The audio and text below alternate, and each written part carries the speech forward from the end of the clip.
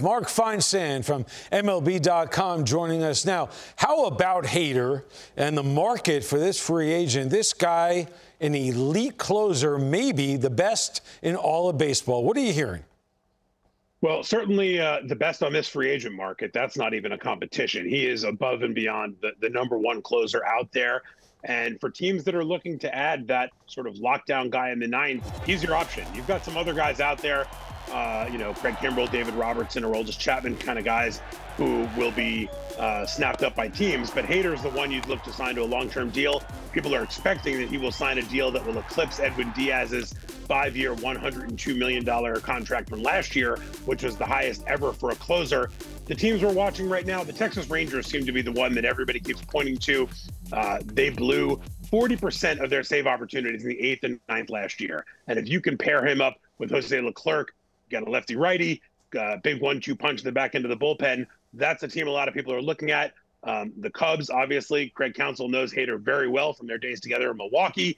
And the Yankees are another team people are looking at as well as a potential landing spot for Hader. Yeah, with closers, I was under the impression that a lot of clubs don't believe that you spend big on a closer.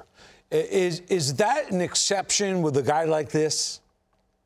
I think so. I think you've seen with a lot of closers, you've seen some 2-3-year deals. To give a guy a 5-year deal, which is what it's probably going to take to get Hader, you have to be talking about somebody who you feel is going to age well, can handle the ninth inning pressure in any situation, no matter what kind of market you're in, and has a track record. He had a bit of a tumultuous 2022 season, but he bounced back in a huge way. ERA just over 1 this year. And when you're looking at this market for closers, he's the one exception this year of a guy that you'd be comfortable giving big money to. Yeah, well, 5 years, man. I mean, the money is one thing. The years is another. Let's talk starters now. Earlier in the show, we talked about where certain free agents could land. What about the trade market? And specifically, well, let's talk free agent market. What do you got on free agents heading into Nashville for the winter meetings? What are you hearing on the starting pitchers who are hot right now?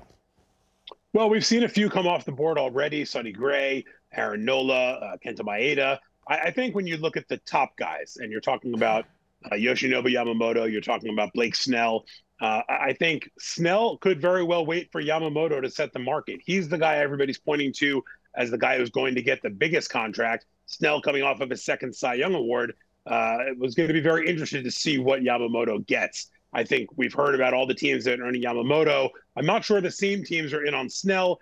The Angels are a team that I've heard is very interested in Snell. But with Yamamoto, you're going to have the Yankees, the Mets, the Red Sox, the Giants, a lot of teams interested in him. And then you turn to the trade market. You've got guys like Tyler Glasnow, Dylan Cease, Corbin Burns, Shane Bieber's name has popped up a lot in the last couple of days. There are teams out there that might not be in the market to spend the kind of money on a Yamamoto or on a Blake Snell.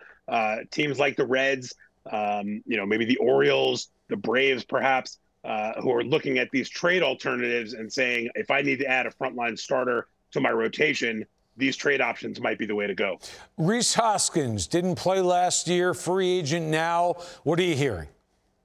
Well, he's in a fortunate position that there is not a lot of competition on the first base market. He is definitely the best option out there. He missed the entire season with the torn ACL, but he has the power. Torn ACL should not impact that. There are teams out there looking for first baseman. The Cubs, the Brewers, I feel like we talk every year about being in the market for a first baseman. The Twins, the Rockies are going to lose CJ Cron. If you're Rhys Hoskins and you're looking to reestablish your value on a 1-year deal, perhaps, go hit in Colorado for a year. That might be a perfect tonic. But I think there are going to be plenty of teams out there looking to sign Hoskins. I'm not sure he's going to have to settle for a 1-year deal because of his track record with power. I think plenty of teams are going to be willing to roll the dice on a multi-year deal with him.